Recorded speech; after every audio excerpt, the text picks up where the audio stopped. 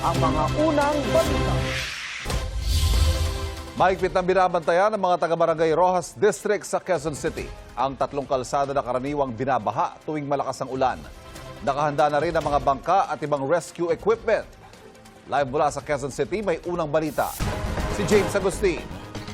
James. Ivan, good morning. Nakahanda na nga mga residente nitong Barangay Rojas District dito sa Quezon City sa posibleng epekto ng bagyong Inday. Naka-standby na sa Barangay Hall ang mga rescue equipment.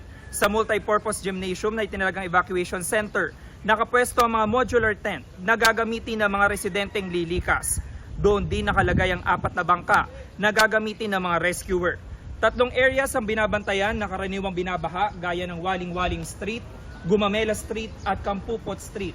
Dito nga lang Martes ng gabi, mabilis na tumaas ang tubig sa mga nabanggit na kalsada dahil sa malakas na buhos ng ulan dulot ng thunderstorm.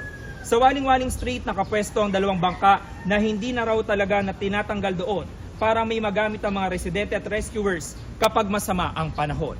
Samantala, Ivan, ito'y papakita ko lamang, ito'y bahagi po ng Waling-Waling Street, isa sa mga kalsada na binabantayan dito sa Barangay Rojas District. Dito mga nakaraang araw ay bunaha po itong lugar na ito dahil sa thunderstorm. Karaniwan, kapag masama talaga ang panahon, ay lampas tao yung baha dito. Kaya naman may naka-standby dito na bangka, gaya po nito nakikita nyo, dahil ito yung ginagamit ng mga residente at rescuer at buong taon na po ito na nakapwesto yung mga bangka tulad nito sa magkabilang dulo nitong kalsada. Yung may litas mula po rito sa Quezon City, James Agustin, GMA News.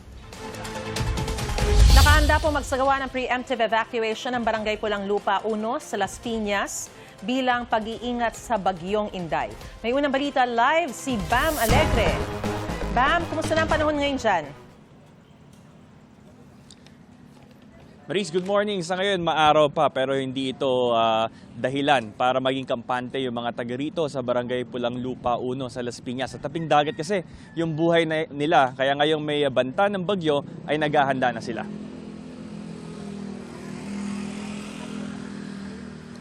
Ang manging isda na si Ivan nakakapagtinda pa ngayon ng mga nahuli niya sa dagat. Pero oras na sumama na ang panahon, hindi na siya magbabaka sakali pa.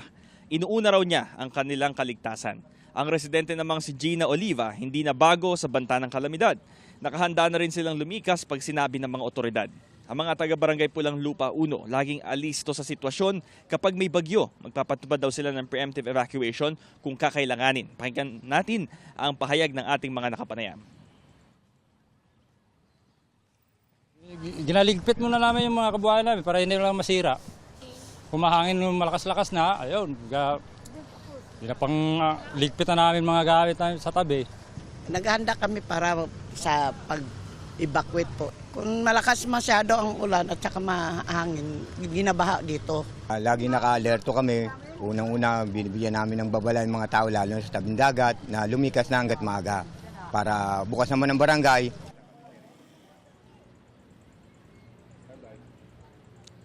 Maris, ito ang sitwasyon natin dito ngayon. Makikita ninyo sa ating likuran, may ilang mga fishboat na nakagarahe na naka-safety na dito sa bandang creek na to at wala na rin sa may open sea bilang paghahanda na rin sa bagyo. Ito ang unang balita mula rito sa Las Piñas. Bam Alegre, GMA News. Problema pa rin ang pagbara sa mga daluyan ng tubig sa Malabon na nagiging dahilan ng pagbaha. Kaya bilang paghahanda sa bagyo, patuloy ang paglilinis sa mga creek ng tinatawag na Estero Rangers. May unang balita live si Gabriel Gonzalez. Gabriel, good morning!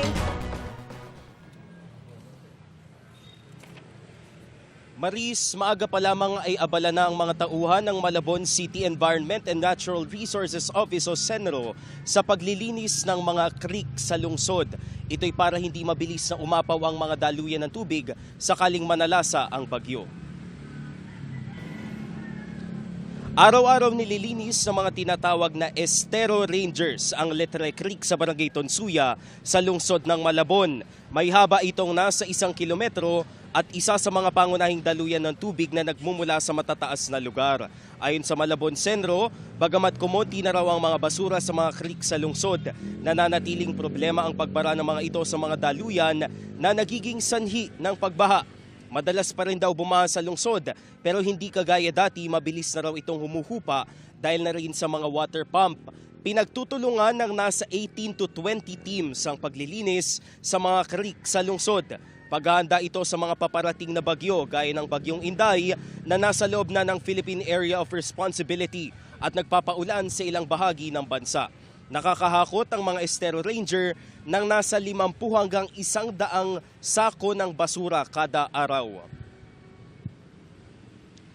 Maris, bukod sa Letre Creek, nililinis na rin daw ng mga tauhan ng Senro ang Sukul Creek sa boundary ng Barangay Katmon at Tonsuya, habang nakatakdang linisin din ang Dampalit at Lapu-Lapu Creek at iba pang mga estero ngayong araw. Maaliwalas ang lagay ng panahon sa aking kinalalagyan. Ayon sa mga taga-Senro ay umulan man o umaraw, tuloy pa rin ang kanilang paglilinis sa mga estero. At yan ang unang balita mula rito sa lungsod ng Malabon. Gabriel Gonzalez, GMA News.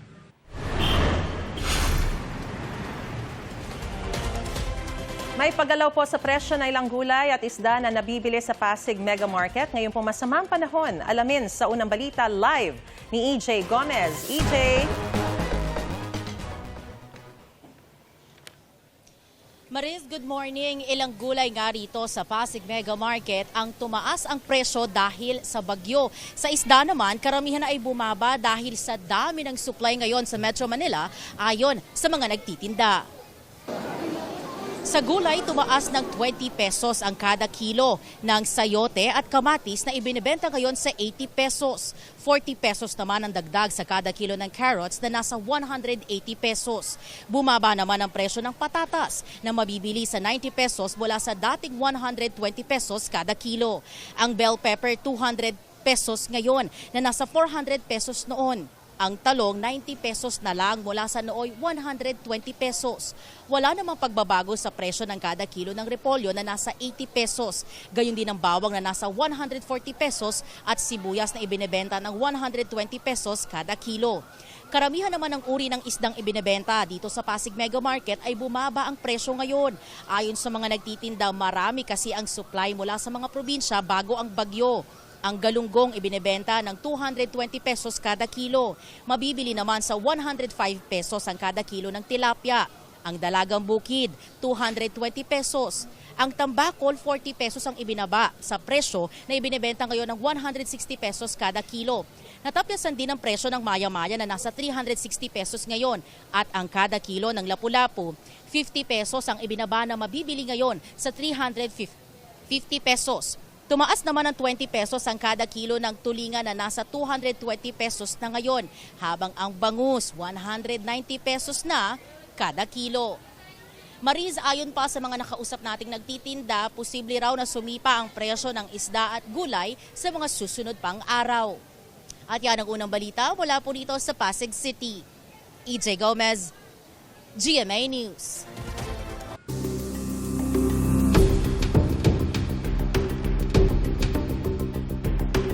Sinubukan ng defense team sa impeachment trial na questionin ang kredibilidad ng testigo ng prosecution na si NBI Senior Agent John Mark Calilong. Ilang beses naman nag-object ang prosecution sa cross-examination. May unang balita si Sandra Aguinaldo. Sa pagpapatuloy ng impeachment trial, bahagi na lang ng online press conference ni Vice President Sara Duterte ang ipinalabas habang nakasalang sa cross-examination ang testigo ng prosecution na si John Mark Calilong, Senior Agent ng National Bureau of Investigation. Ipinalabas nila ang bahagi kung saan umalma ang Chief of Staff ng Bise na si Attorney Zulaika Lopez sa plano noon ng Kamara na ilipat siya sa Women's Correctional. To transfer me to the Women's Correctional in the dead of the night. I mean, bakit ganun? Wala na bang rights yung mga tao? They just go to your room and then just get... My life is being threatened. Dahil natakot ako, I feared for my life. Kasabay niya na ang paghimay ng depensa sa accuracy ng transcript ni Calilong. Git ni Calilong, tama ang transcript. The press conference of VP Sara Duterte, that the transcription of the screen-recorded video of the press conference of VP Sara Duterte on 23 November 2024 was faithfully transcribed by you. Yes, sir. She said, I am not leaving this room. I am a detainee here. Does your transcript have the words "a detainee"? That part that the detainee is inaudible. Your Honor, please. Now, I'm now registering my objection. How can it be relevant, assuming but not conceding, that these two minuscule words, detainee and accused, are not reflected in the transcript, when in fact this witness said he investigated not only on the basis of the transcript, but on the basis of the video that he himself viewed? Overruled part of cross to test the accuracy and the truthfulness of the witness in so. Si Senator Judge Riza Ontiveros, tinanong ang depensa kung ano ang plano ng pagpapalabas ng mga ito. Sinasabi po ba ng depensa na yung mga alleged threats o alleged incitements ni VP Duterte ay prompted nung detention ni Attorney Lopez? Yes, Your Honor. There was a systematic oppression made by the House of Representatives. Even if she was answering the questions faithfully and to the best of her ability, she was cited in contempt, detained. Her lawyer was not allowed. Her lawyer was not allowed to be with her when they were trying to detain her in the women's correctional facility, Your Honor. Position po ba ng depensa na pwedeng palampasin ng alleged grave threats kung may masasabing lehitimong dahilan para magbanta? Your Honor, that is not the point. Nagpaalala si Escudero. We'd like to remind the senator judges to be cautious in making counsels for either party make conclusions of law and fact. Instead of presenting evidence through a witness they will present, or through direct, cross, redirect, or recross. Because if he answers Senator Judge Ontiveros, that would effectively place on record a conclusion of fact and law, not drawn from a witness, which they can very well do so during their closing remarks. Sa cross-examination, sinubukan ng depensa na questionin ang kredibilidad ni Calilong na naatasang mag-imbestiga sa sinasabing video ng pagbabanta. Tanong ng depensa, nagsampa ba ng reklamong kriminal ang Pangulo o sino man sa umunoy pinagbantaan? I have no personal knowledge. Did you really investigate this case? Oh, Your Honor, argumentative, Your Honor, please. Did you really investigate? Sa pagtatanong ng depensa, sinabi rin ni Calilong na hindi kinuna ng NBI ng affidavit ang umunoy mga pinagbantaan. Ilang personalidad lang daw ang nakuna ng affidavit dahil nakita ang mga pangalan nila sa video. Nagtanong din si Senator Judge Alan Peter Cayetano. In your reports, did you characterize it as a conditional threat? Kasi kung hindi naman siya pinatay, the logical implication is that there's no threat against the... So I'm not saying it's not illegal, immoral to contract a killer. It wasn't a conditional in your mind because may kinausap na. Even with or without, sir, it's still considered a threat as long as the... But your initial assessment, yung personal mo as an investigator, this is an investigation of the whole NBI, but yung personal mo? The threat is absolute, sir. Okay. Pinresenta rin ng depensa ang ilang dokumentong nagpapakita sa ilang komunikasyon ng Justice Department at NBI kaugnay sa investigasyon ng kaso. Hirit ng depensa. The NBI investigated and filed the complaint. The DOJ directed the investigation and will determine whether the case should proceed to court. And the alleged offended party, President Marcos, is the constitutional head of the executive branch, exercising control over both the DOJ and the NBI. I withdraw, Your Honor. I withdraw. Your Honor. It's even more compound question asking several subject matters. Withdraw. Panay din ang pag-object ng prosecution. Sir, the NBI, of course you're from the NBI, is under the Department of Justice. Yes, sir. Your Honor, we can take judicial notice of that. Your Honor, if I'm on cross, Your Honor. I know, but there are things that did not be discussed. Your Honor, please. Can I, Your Honor? Your Honor, please. Counsel, let's give him some latitude. The Secretary of Justice is meanwhile the head of the DOJ, correct? Yes, sir. the Secretary of Justice exercises control and supervision over the NBI. Yes, but even Yo, without... no more questions. The witness Yes is or no, answering. Mr. Witness? If you know. Can you repeat, sir? Mr. Witness? The Secretary of Justice exercises control and supervision over the NBI. Yes or no? We are under, sir. But we're independent. So you do not know. Oh, Your Honor, that's Sorry. argumentative. So Sir, you are do not know? You claimed in your affidavit, sir, that affidavit of investigation, that the NBI began its investigation into the VP's remarks because it was directed by the DOJ to do so. Motu proprio and directed, sir. There, okay. Do you understand what you just said, sir? Oh, Yes, sir. Oh. Can I I'm object to asking, that, Your sir. Honor, please? That's I'm asking, sir, it argumentative. makes sense, Your Honor. Argumentative, counsel. Move on. Mutu proprio, sir, means... Oh, no, objection. You cannot lecture, counsel. This is Sir, what does cross-examination. you mentioned mutu proprio. What does it mean? Even without a complainant, we started the investigation, sir.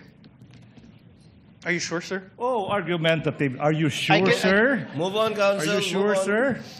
Ilang beses na magitan ang presiding officer. The witness is not a newbie. I think he can handle himself and would know how to answer if indeed he is familiar or not with what is being presented to him.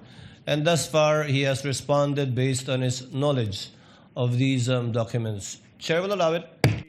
Ang prosecution kumpiyansa raw na hindi nabasag ng defense team ni Duterte ang testimonya ng testigong si Kalilong.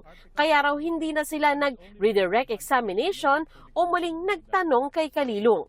Anila, nasagot ni Kalilong ang mga tanong ng depensa kahit nang questionin ang kanyang kredibilidad.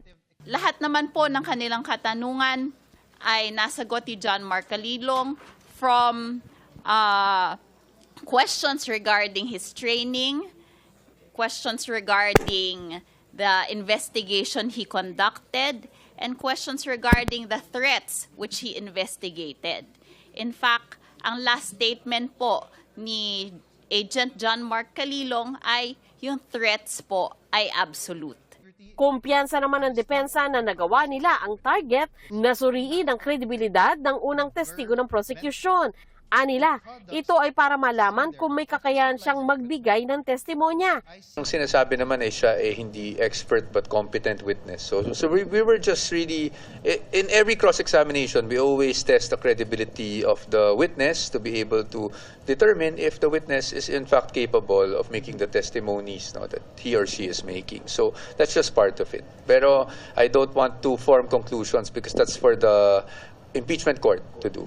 Sa susunod na linggo, nakatakdang ipresenta ng prosecution ang susunod nilang testigo. Ito ang unang balita. Sandra Aguinaldo, GMA News.